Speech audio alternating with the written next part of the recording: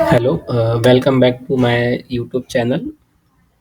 Last video में हमने जावा का पहला प्रोग्राम एग्जीक्यूट किया था जो कि हेलो वर्ल्ड था। Now we will see more basics about Java. So Java के और भी बेसिक हम देखेंगे। तो सबसे पहले हम आते हैं आइडेंटिफायर्स की तरफ। तो आइडेंटिफायर्स क्या होते हैं? Identifiers are the name. ठीक है, मतलब जो भी नाम हम यूज़ करते हैं उसको क्या बोलते हैं हम? आइडेंटिफायर। चाहे वो क्लास हो, चाहे वेरिएबल हो, चाहे मेथड हो। ठीक है, सो वो सब होते हैं जो ना, जितने भी नाम होते हैं वो सब क्या है? आइडेंटिफायर्स। तो जैसे कि क्लास के नाम जो होते हैं, पहला लेटर हमने जैसे देखा था कि पहला लेटर हमेशा कैपिटल में रहेगा। मेथड का जो पहला लेटर रहेगा वो हमेशा स्मॉल केस में रहेगा।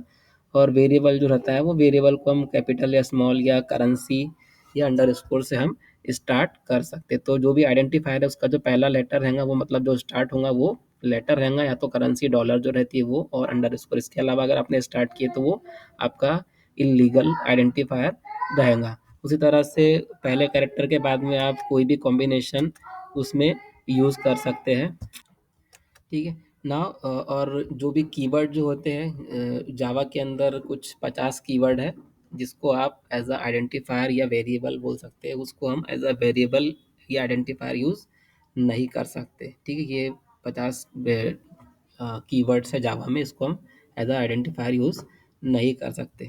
ठीक है, आइडेंटिफायर जो होते हैं वो केस सेंसिटिव होते हैं। फॉर एग्जांपल आपने एक वेरिएबल असाइन किया capital A G E, age. ठीक है, और एक स्मॉल ए जी ई। ठीक है, ये दोनों बिल्कुल अलग अलग आइडेंटिफायर्स है। ठीक है, उसी तरह से ये लीगल टाइप के example as, dollar salary, underscore value, underscore one, underscore, ये क्या है? लीगल। उसी तरह से इलीगल में क्या है? जैसे कि आप देख सकते हैं पहला जो कैरेक्टर है वो नंबर है, और यहाँ पर पहला जो कैरेक्टर है वो डैश है। तो ये आपके इलीगल आइडेंटिफायर्स है। Now, come to first type of identifier which is variable. ठीक है, तो जावा के अंदर तीन टाइप के वेरिएबल होते हैं। एक पहला होता है आपका लोकल वेरिएबल, दूसरा स्टैटिक वेरिएबल, और तीसरा इंस्टेंस वेरिएबल। तो जैसे कि आपको पता ही होगा लोकल वेरिएबल किसको बोलेंगे, सी लैंग्वेज में आपने पढ़ा होगा। ठीक है, तो लोकल वेरिएबल क्या होता है आपका? जो किसी फंक्शन में हम डिफाइन करते हैं। फंक्शन मतलब जावा के अंदर फंक्शन का नाम क्या है? मेथड। ठीक है, जावा में हम क्या बोलते हैं? मेथड बोलते हैं। जो सी लैंग्वेज में फंक्शन है, फंक्शन क्या है? जो कोई कोई टास्क परफॉर्म करता है उसको क्या बोलते हैं हम? फंक्शन। लेकिन जावा में फंक्शन का ही दूसरा नाम क्या है? मेथड। तो मेथड क्या है? Method which perform some task. ठीक है, तो लोकल वेरिएबल क्या होता है? जिसको हम किसी मेथड में डिक्लेयर करते हैं। जैसे कि आप देख सकते हैं इंट एन इक्वल टू 90। तो ये आपका क्या है? Local variable. ठीक है, इसकी जो रेंज है वो इस मेथड के बाहर नहीं रहेंगी, इस मेथड के अंदर ही रहेंगी। अगर मैंने एन को अगर यहाँ पर यूज़ कर रहा हूँ, ठीक है, तो ये मुझे जावा मुझे एरर थ्रो करेगा। ठीक है, उसी तरह से दूसरा जो होता है स्टैटिक वेरिएबल। स्टैटिक वेरिएबल जो होता है आमतौर पे हम उसको क्लास के अंदर स्टैटिक कीवर्ड यूज़ करके हम उसको डिक्लेयर करते हैं। ठीक है, उसी तरह से जो इंस्टेंस वेरिएबल होता है ये क्लास का वेरिएबल होता है जिसको हम कहीं भी यूज़ कर सकते हैं। ठीक है, तो जैसे कि तीनों की एग्जांपल आप देख सकते हैं यहाँ पे। एम जो है आपका स्टैटिक वेरिएबल है, एन जो है आपका लोकल है, और डेटा टाइप का जो वेरिएबल है ये आपका इंस्टेंस वेरिएबल है। ठीक है, तो ये प्रोग्राम की तरफ अभी अभी ध्यान मत दो किस तरह से प्रोग्राम लिखा हुआ है। हम धीरे धीरे प्रोग्रामिंग की तरफ बढ़ेंगे अपना। ठीक है ना। Data type. ठीक है, तो जब भी हम वेरिएबल डिक्लेयर करते हैं तो उसका डेटा टाइप हमको डिक्लेयर करना कंपलसरी होता है। अगर हमने डिक्लेयर नहीं किया तो आपको क्या मिलेगा? एरर। ठीक है, जैसे कि आप ये वाली एग्जांपल में देख सकते हैं, यहाँ पे मैंने एम के पहले इंट और स्टैटिक लिखा। तो ये इंट क्या है? इस एम टाइप के वेरिएबल का टाइप है। एम वेरिएबल का टाइप क्या है? इंट। उसी तरह से एन वेरिएबल का भी इंट है। अभी सिर्फ इंट लिखा हुआ है, आगे में हम बहुत सारे डेटा टाइप यूज़ करेंगे। तो डेटा टाइप हमको डिक्लेयर करना पड़ता है जावा के अंदर। तो दो टाइप के डेटा टाइप्स होते हैं जावा में। पहला वाला होता है प्रिमिटिव, दूसरे वाला होता है नॉन प्रिमिटिव। प्रिमिटिव किसको बोलेंगे? जिसमें हम सिंगल वैल्यू को ही स्टोर कर सकते हैं उसको क्या बोलेंगे? प्रिमिटिव। और जिसमें हम एक से ज़्यादा वैल्यू स्टोर कर सकते हैं उसको हम क्या बोलेंगे?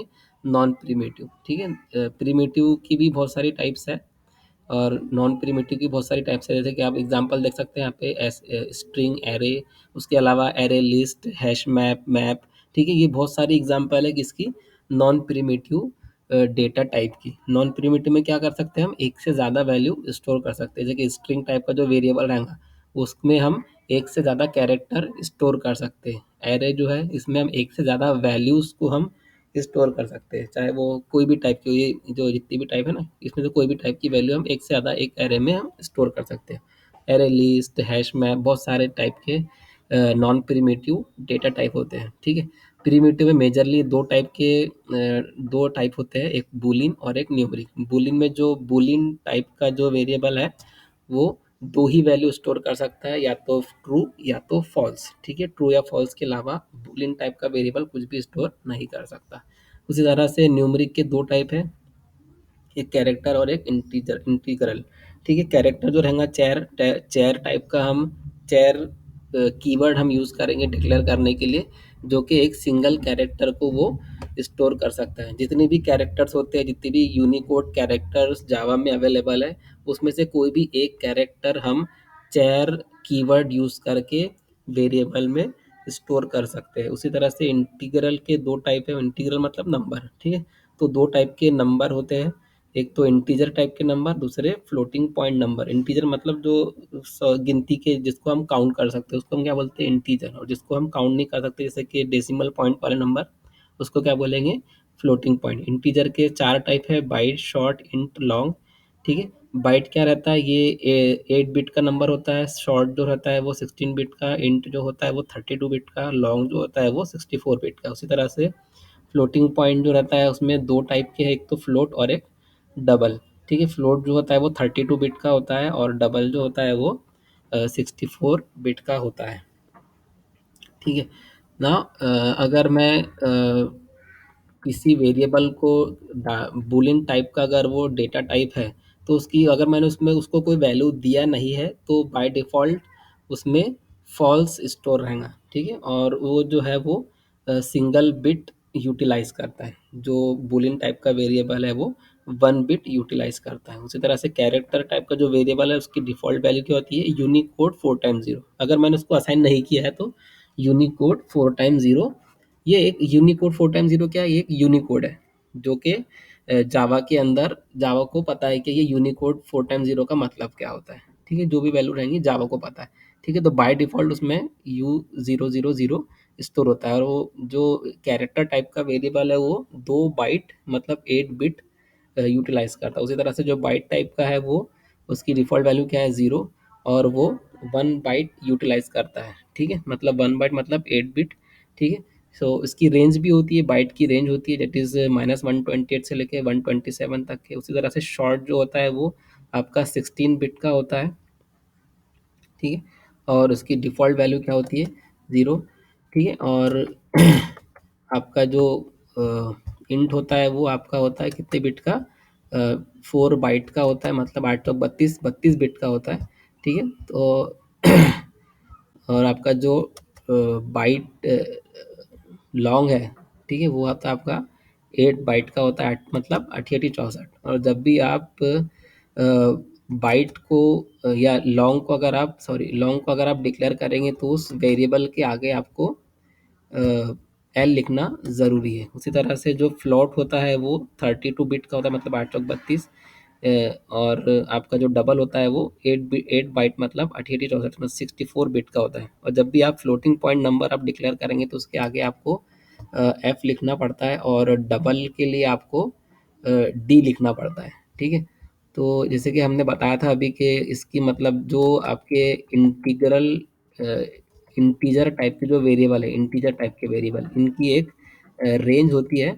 मतलब जैसे कि बाइट जो है इसकी रेंज क्या रहेंगी, -128 से लेके +127 तक के। उसी तरह से जो शॉर्ट है उसकी जो रेंज होती है वो -32,768 से लेके 32,767, मतलब पॉजिटिव निगेटिव दोनों इंक्लूड, -32,000 से लेके +32,000 तक। उसी तरह से आपका जो इंट टाइप का होता है वो कुछ -2 टू द पावर 31 से लेके +2 टू द पावर 31 - 1। ठीक है, इसकी जो वैल्यू होती है वो 2,147,147,483,648 से लेके 2,147,483,647, जो कि 2 to the power 31 - 1 होता है। उसी तरह से जो लॉन्ग होता है उसकी जो रेंज है वो -2 to the power 63, ये जो भी आता है बहुत बड़ा नंबर है से लेके 2 to the power 63 - 1 तक के इसकी रेंज होती है। तो लॉन्ग की रेंज जो है वो सबसे ज़्यादा होती है इंटीजर टाइप में, और शॉर्ट जो रहता है उसकी रेंज सबसे कम होती है इंटीजर टाइप में। उसी तरह से फ्लोट की कोई रेंज नहीं है, आप कितना भी बड़ा नंबर या कितना भी छोटा मतलब कोई भी नेगेटिव नंबर आप फ्लोट वेरिएबल में स्टोर कर सकते हैं। डबल की भी उसी तरह कोई रेंज नहीं है, दोनों में फ्लोट और डबल में फ़र्क सिर्फ इतना है, फ्लोट जो है 4 बाइट लेता है और डबल जो है 8 बाइट लेता है। ठीक है। और आगे में ये प्रोग्राम्स है, इसको हम अगले वीडियो में देखेंगे। तो आज के लिए इतना ही गाइस। अगर आपने वीडियो को मेरे चैनल को सब्सक्राइब नहीं किया तो सब्सक्राइब कर लीजिए और बेल आइकन पर टैप कीजिए ताकि आपको मेरे अगले आने वाले वीडियो के नोटिफिकेशन